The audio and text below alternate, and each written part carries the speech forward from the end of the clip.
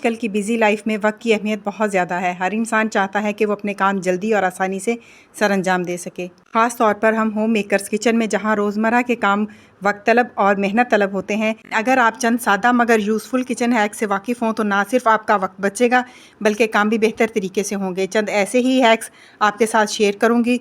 So let's get started. अस्सलाम वालेकुम, I hope you are all fine. अक्सर हमारे ब्लेंडर जग्स के ब्लेड ज़्यादा यूज़ की वजह से इतने ज़्यादा शार्प नहीं रहते हैं। कोई भी चीज़ ब्लेंड करते हैं तो वो इतनी अच्छी ब्लेंड होती नहीं है। तो इसके लिए एक बड़ी आसान सी टिप है, ये यूज़ करने के बाद उनके छिलके फेंका ना करें। ये बड़े यूज़फुल होते हैं और ब्लेड शार्प करने में बड़े काम आते हैं। अच्छा, दो तरीक़ों से हो सकता है। एक तो है कि ड्राई नमक जो है ना, ये आप जग में डाल दें और पानी नहीं डालना, ये ड्राई नमक होना चाहिए। और उसके बाद 5 मिनट के लिए आप ग्राइंडर चला देंगे ना तो ब्लेड शार्प हो जाएंगे। और दूसरा तरीका जो आज मैं आपको दिखा रही हूँ वो ये है कि आप अंडे के छिलके डालें और थोड़ा सा पानी बीच में डाल दें और उसके बाद 3 से 4 मिनट के लिए आप ग्राइंडर को चलाएं।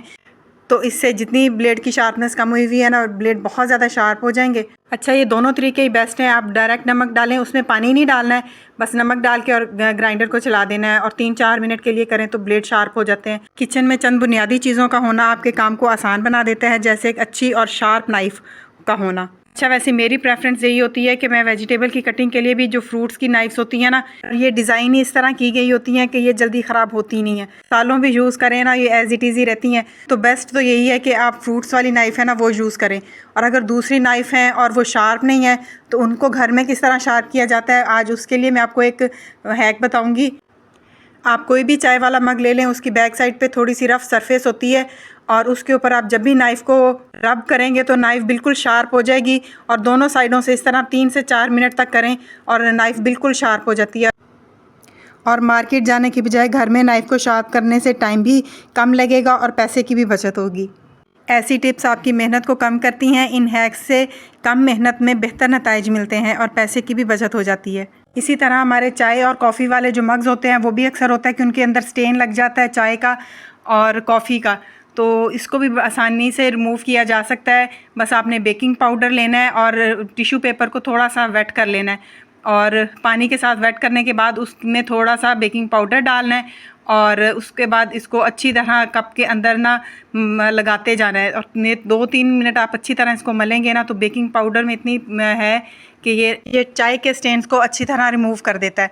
और बस ये 2-3 मिनट मैंने इसको अंदर रब किया है और ये देखें बिल्कुल क्लियर हो गया है कप।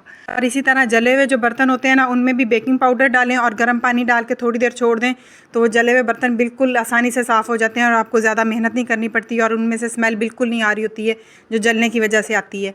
और एक और टिप आपको बताती हूँ, अक्सर होता है कि प्याज में सल्फ़र की क्वांटिटी ज़्यादा होती है जिसकी वजह से आंखों में पानी ज़्यादा आता है। और स्पेशली जब न्यूली बच्चियाँ काम कर रही होती हैं किचन में तो उनको तो प्याज की कटिंग में बहुत ज़्यादा मुश्किल पेश आती है। तो उसके लिए बड़ी ज़बरदस्त ये टिप है कि आप एक टिश्यू पेपर लें और उसको वेट करके तो आप चॉपिंग बोर्ड पे साथ रख लें। टिश्यू पेपर को सादा पानी से वेट करना है, इससे आँखों में बिल्कुल पानी नहीं आएगा। स्पेशली ये बिगनर्स के लिए बड़ी अच्छी टिप है। और दूसरी टिप ये है कि प्याज को थोड़ी देर के लिए फ्रीज़र में रख दें। 2-3 मिनट के लिए फ्रीज़र में रख देंगे ना तो कटिंग के दौरान आंखों से बिल्कुल पानी नहीं आएगा। और ये दोनों टिप बड़ी यूज़फुल हैं। आजकल जिस तरह बरसात का मौसम है, इस वजह से ना मक्खियाँ जो हैं वो बहुत ज़्यादा हो जाती हैं घरों में।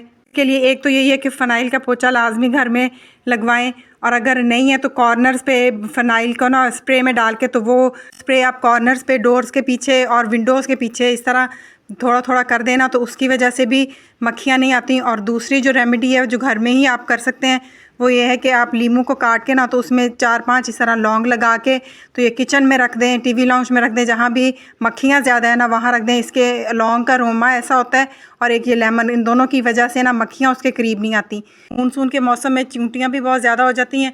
और चीनी के लिए ये है कि जहाँ पर आपने ज़्यादा स्टोर करनी है ना चीनी, बॉक्स के साइड पे ना टिश्यू पे थोड़ा सा विनेगर डाल के तो लगा दें। विनेगर की स्मेल की वजह से चूंटियाँ जो हैं वो चीनी के पास बिल्कुल नहीं आती हैं। ओपेक्स वगैरह डालने से चूंटियाँ मर जाती हैं। तो बेहतर है कि इस तरह की रेमेडीज़ यूज़ की जाएँ, क्योंकि मारने के हक में मैं बिल्कुल नहीं हूँ। तो इस वजह से ये मार्केट की बजाय आप घर की रेमेडीज़ यूज़ करें। अच्छा, गोभी को जितना मर्ज़ी वॉश कर लें, इसके ऊपर डस्ट जमी होती है जो बिल्कुल साफ़ नहीं हो रही होती है अच्छा खासा वॉश करने के बावजूद। तो इसके लिए बड़ी ज़बरदस्त टिप है कि आप पानी को थोड़ा सा बॉईल करें और उसमें विनेगर 1 टेबलस्पून से 1.5 टेबलस्पून डाल दें और उसके बाद इसमें गोभी डाल दें।